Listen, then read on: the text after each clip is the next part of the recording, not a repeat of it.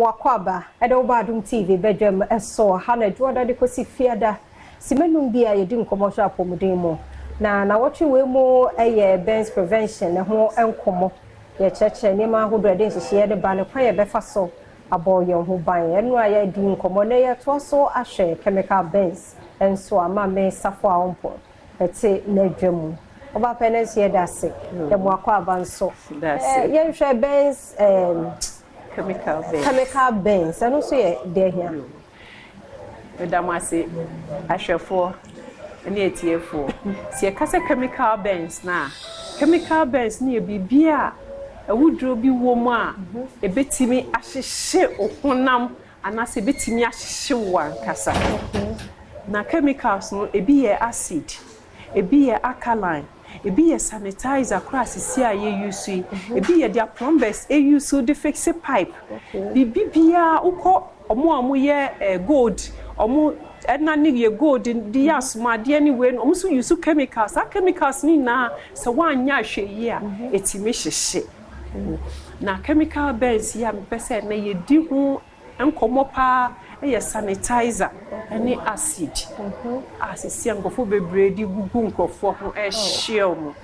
na se wunya udi obi de acid hwie gu ho anase se chemical bi gu ho na se wunnim adekode kra efia eno so fensuo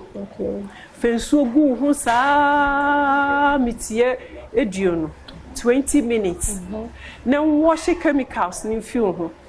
then they say wash chemicals na for betimi de oil kakra e de asra wo say olive oil na wo feel say nkuto na wo feel betimi de asra bebia e hihye te say chemicals ye bibia say egu ho na say one stop here e be koso ahyehyew nti ye wo honam no na edidi ko honam no e be didi akọ honam mu no wanhwe ye be kwa akoto udompe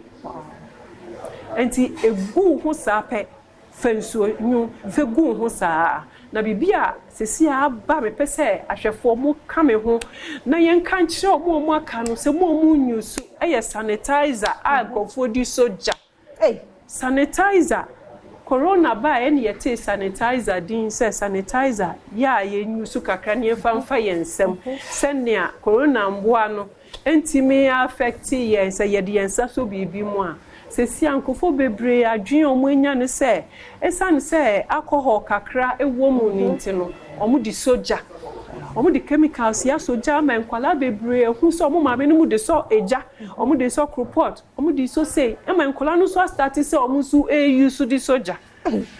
na omo di soja so a soja ne kese enti sa akwala ne be ho a etimi so na taadiem na ahye semi ha mani enka afinku a enkwala ababe wu wa ha sanitizer na hye o mo beti se nsia wow adey o kan kran be fi say enkwala o wo enfie ti se 10 years ekopim 4 years a sanitizer eno mo di soja bidie mo di so bidie o mo di so ejapa so obi sa akwala keto we di 4 years o si mi hu 7 na di soja ena mesu di so obi se mi hu se ye ka kire yen se udi gugem a eso ntina mesu me ye experiment hu se sa age no ya na omaso ye den kakra nti bibi o mu behu bia o mu pese o mu de ye nti mesramo sanitizer no se wo fa anya wo nsa mesramo mfe soja nti se nkwala na hye no na wudi soja no eso mu a eku omo if se hye omo pa ekọ omo hunam due no na hye nso anya dia ye kan say first degree no ya mo say time net aye third degree burns ba wuntimi nya hwe na obi ba fe na oba bese no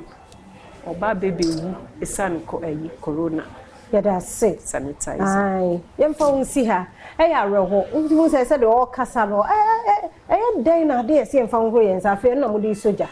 misro so why you adwin say wo yes ajai na wo ye nkura na ehwe ti ada woni ho no wo akofa na afi e de ha we abre we nyina nti ne nkomo a na wo twi ye di ti hye no so wo kire nyame ya adom so akan ye ho na ye nto so me da endpoint ho bi particular clinic asenada roma ene de